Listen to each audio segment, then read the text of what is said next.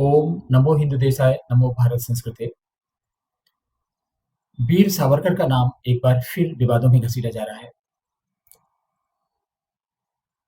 वीर सावरकर उनसे किसी भी मामले में कम स्वतंत्रता सेनानी नहीं है, चाहे वो महात्मा गांधी हो, चाहे जवाहरलाल नेहरू हो। इसके बाद भी गांधी परिवार और कांग्रेस किसी न किसी कारण से हमेशा उनको विवादों में घसीटता है और उनके नाम को इतिहास से मिटाने की कोशिश हमेशा से की जाती रही है। अब सवाल यह है कि वीर सावरकर से कांग्रेस को या दूसरे दलों को क्या परेशानी है? परेशानी कांग्रेस को है, दूसरे दलों को तो शायद नहीं होनी चाहिए, और उससे भी बड़ी बड़ी परेशानी मुसलमानों को है।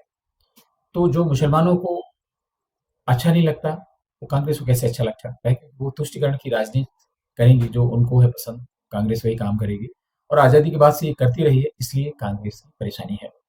लेकिन वीर सावरकर के बारे में अगर हम लोग जानें, तो विश्व के इतिहास में कोई भी ऐसा व्यक्ति आपको ढूँढने से नहीं मिलेगा, एटलीस्ट अभी तक ऐसा कोई भी व्यक्ति नोन नहीं है, जो कवि हो, लेखक हो, बहुत बड़ा विचारक, चिंतक हो और क्रांतिकारी भी हो। इतने सारे गुण वीर सावरकर में मौजूद थे और ये सारे गुण तो आप स्वतंत्रता सेनानी जितने भी थे, खासतौर से कांग्रेस में, आप देख लीजिए किसी में भी नहीं मिलेंगे। तो ये एक इस तरीके से एक बड़ी लाइन को छोटी लाइन करने का प्रयास है और उनके व्यक्तित्व को बहुत समेटने का, बहुत ही कुंठित करने का, छोटा करके दिखाने का प्रयास कांग्रेस हमेशा से करती रही है। और ये जो चीज़ है उनके व्यक्तित्व की, ये उनको दूसरे राजनेताओं से बिल्कुल अलग बनाती है। इसलिए ये कहना भी अतिशयोक्ति नहीं होगा कि जो वीर सावरकर हैं, वह पूरी दुनिया के जो महान राजनेता हुए हैं, दुर्लभ व्यक्ति हैं। इतनी चीज़ें, इतनी खूबियाँ तो किसी में नहीं मिल सकती हैं। और उनके जो स्वतंत्रता के योगदान में, भारतीय समाज के योगदान में, जो उनका योगदान है, उसे बहुत छोटा करने का, इतिहास में बहुत घटा कर दिखाने का महापाप किया है कुछ लोगों ने, उसमें कांग्रेस भी एक है। और आप एक चीज़ से ये समझ सकते हैं कि उनका किस तरह का व्यक्तित्व रहा होगा। 1910 में उन्हें आजीवन कारावास की सज़ा सुनाई अंग्रेज़ी सरकार ने और 1911 में फिर एक मामले में उनको आजीवन कारावास की सज़ा सुनाई गई। दुनिया में, पूरी दुनिया में ऐसा शायद ही कोई आपको मामला मिले जिसमें एक ही व्यक्ति को 2-2 बार आजीवन कारावास की सज़ा सुनाई जाए, क्योंकि अंग्रेज़ सावरकर से बुरी तरह घबराए हुए थे और इसलिए इन सज़ाओं के बाद में उनको काला पानी भेज दिया गया। काला पानी का मतलब है अंडमान में सेलुलर जेल में। अब वो सेलुलर जेल आप देखें जिसमें वीर सावरकर को रखा गया था, वो 6.5 बाई 13 फीट की एक कोठरी है।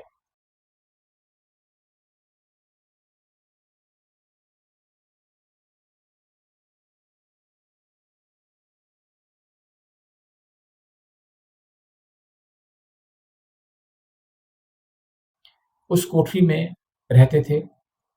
उस कोठरी में उनको लघुशंका करनी होती थी, उसके लिए एक मिट्टी का बर्तन रखा हुआ था।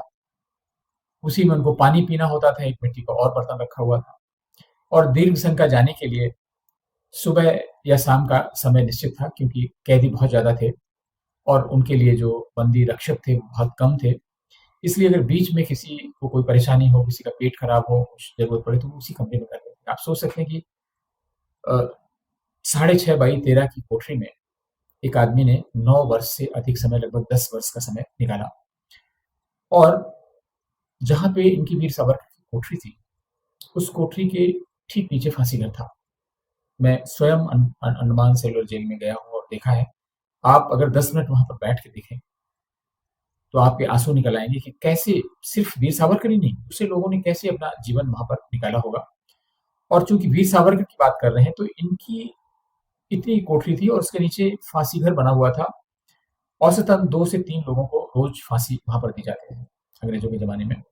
और उनकी चीख, चिल्लाहट, चीत्कार इनके कानों में पड़ती थी और ऐसा बताया जाता है कि जानबूझकर उस कोठरी में रखा गया था ताकि मनोवैज्ञानिक रूप से उनको तोड़ा जा सके। और ये कोई भी आदमी टूट सकता है। अब आप समझ लीजिए कि वीर सावरकर सिल्वर जेल में है, जवाहरलाल नेहरू यरवदा जेल में है, वो भी काफ़ी लंबे समय तक बताया जाता है कि जेल में रहे। लेकिन उनके जेल में रहते हुए आप देखिए किस तरह की सुख-सुविधाएँ थी। पत्र-पत्रिकाएँ आती थी, पढ़ते थे। अपनी बेटी इंदिरा जी के लिए पत्र लिखते थे। सुबह एक आदमी आ जाता था कि आप पत्र लिखिए तो लाइए उसको डिस्पैच कर दिया जाए, डिस्पैच करने के लिए एक आदमी लेके चला जाता था। जेल के संतरी उनकी सेवा में लगे रहते थे। सुबह उनसे नाश्ते से लेकर, खाने से लेकर लंच और डिनर सबका मेनू पूछा जाता था।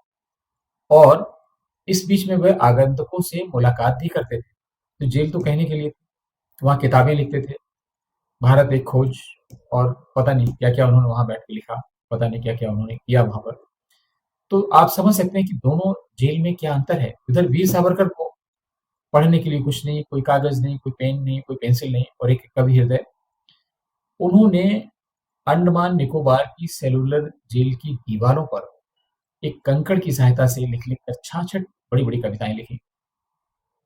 और अब उन कविताओं को लिखकर क्या करें? डाँट भी उनको पड़ती थी, तो एक कविता लिखते थे, इसके बाद उसको कंठस्थ करते थे और इतनी कंठस्थ कर लेते थे कि वो 10 साल, 15 साल तक ना भूलें।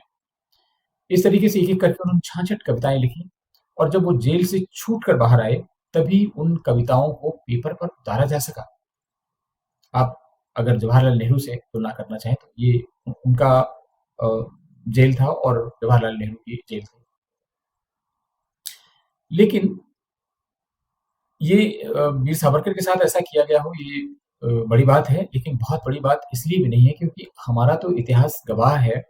इतिहास को इस ढंग से तोड़-मरोड़ कर पेश किया गया और ऐसा करने के लिए उसे वामपंथी इस्लामिक गठजोड़ के हवाले कर दिया गया। आज़ादी के बाद आपका शिक्षा मंत्री एक कट्टर मुस्लिम था और इतिहास लिखने वाले आप समझ सकते हैं कि जो व्यक्ति थे, जिन्होंने प्राचीन इतिहास लिखा उनको संस्कृत नहीं आती थी। जिन्होंने मध्यकालीन इतिहास लिखा उनको अरबी, फ़ारसी, उर्दू नहीं आती थी। ये सारी चीज़ें जो विकृतियाँ इतिहास में आई हैं, इसकी वजह से और ये सारा कुछ नेहरू जी के संरक्षण में हुआ। जो चाटुकार इतिहासकार थे, उन्होंने नेहरू जी को खुश करने के लिए ऐसे बहुत सारे नेताओं के जो व्यक्तित्व है, उनके योगदान है, उनके साथ में न्याय नहीं किया। 1910 में सावरकर को लंदन में गिरफ्तार किया गया था। उन पर आरोप ये था कि नासिक के कलेक्टर की जो हत्या हुई है, उसमें उनका हाथ है। कैसे हाथ था?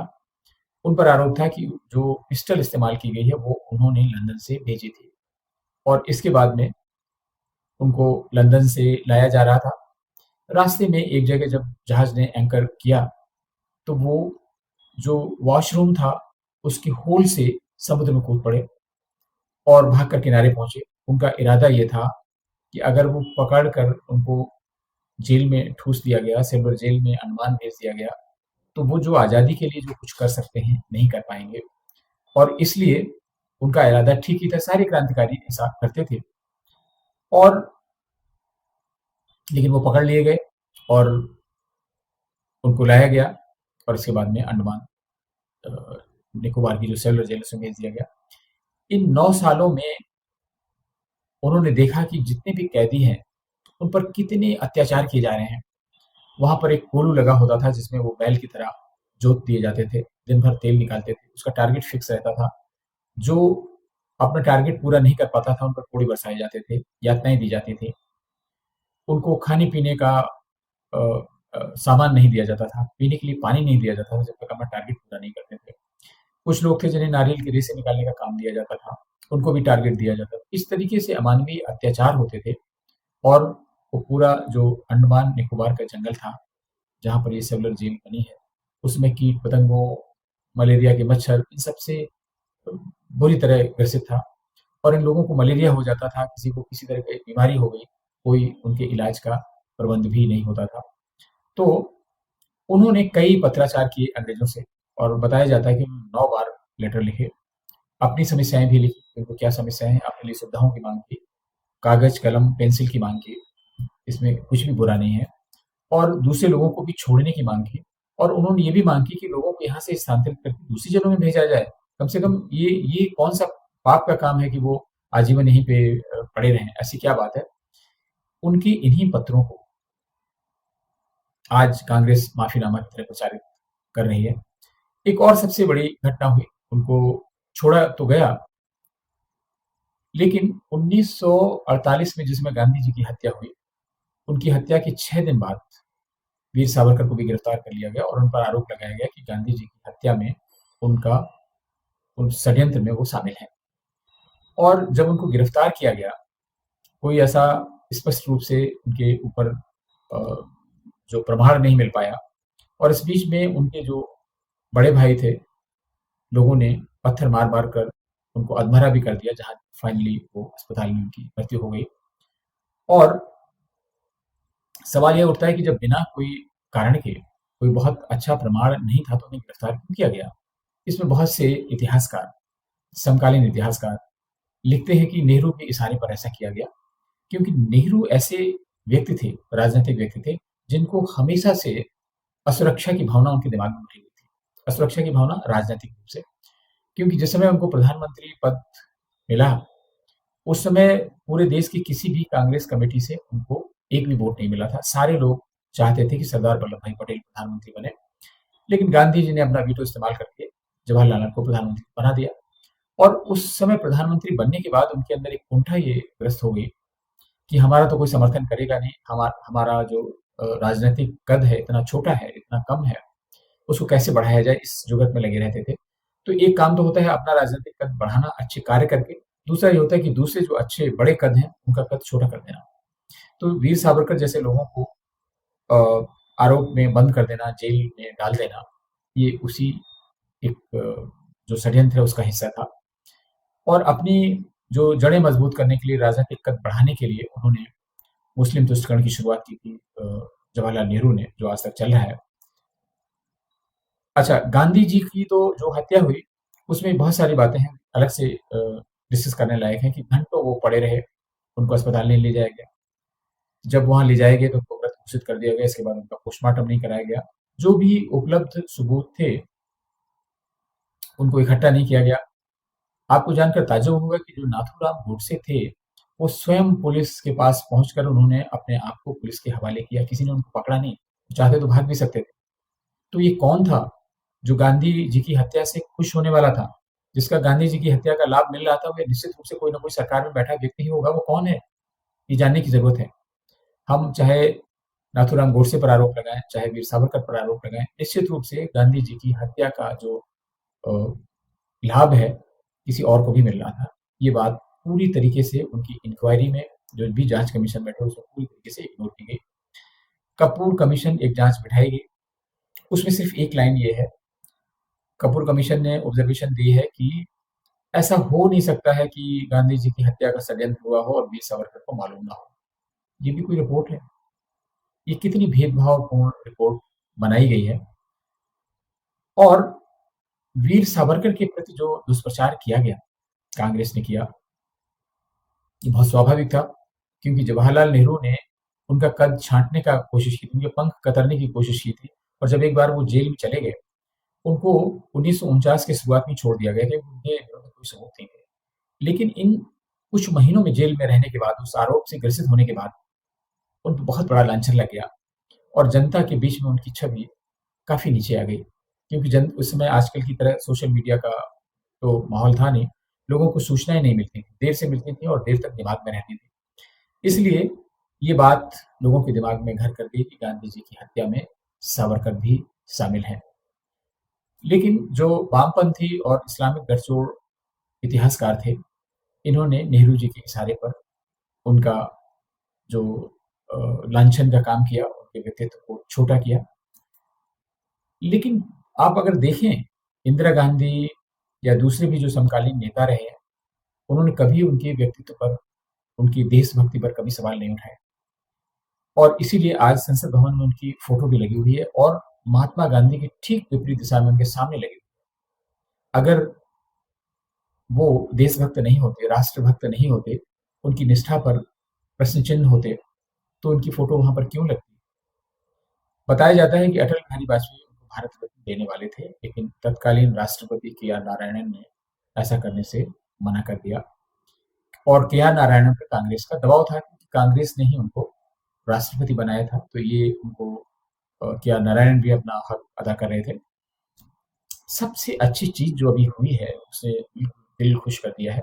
असम के मुख्यमंत्री हेमंत बिश्व शर्मा ने क्या किया है कि असम के 1000 छात्रों को उन्होंने घोषणा की है कि वो स्कॉलरशिप देंगे, कि वो अंडमान निकोबार में सेलुलर जेल का अध्ययन करें, अपने जो शोध पत्र हैं प्रकाशित करें, अपनी रिपोर्ट दें, जिनका मीडिया में कवरेज किया जाएगा, ताकि लोग जान सकें कि वीर सावरकर ने क्या किया और अंडमान की सेलुलर जेल में जो दूसरे स्वतंत्रता सेनानी बंद किए गए थे, उनके साथ में किस तरह का अन्याय हुआ। मुझे लगता है ये बहुत बड़ा कदम है। उनके व्यक्तित्व से जो बहुत सारे सवालिया निशान लगाए हैं, उनको दूर करने के लिए अन्य राज्य सरकारों को भी चाहिए कि वो उस तरह से काम करें। और वीर सावरकर पे अगर हम ये मान भी लें कि बहुत सारी चीज़ें ऐसी हैं, प्रश्न चिन्ह लगे हैं, तो उन पर शोध की आवश्यकता है और तमाम शोध के बाद भी किसी निष्कर्ष पर पहुँचने की आवश्यकता है। जो भी हो, जो काम अटल बिहारी वाजपेयी करना चाहते थे और किसी मजबूरीवश नहीं कर सके, अब सरकार के पास कोई मजबूरी नहीं है, इसलिए वीर सावरकर को जितनी जल्दी हो सके उतनी जल्दी भारत रत्न से विभूषित किया जाना चाहिए। फिर किसी ज्वलंत मुद्दे पर आपसे मुलाकात होगी। नमस्कार।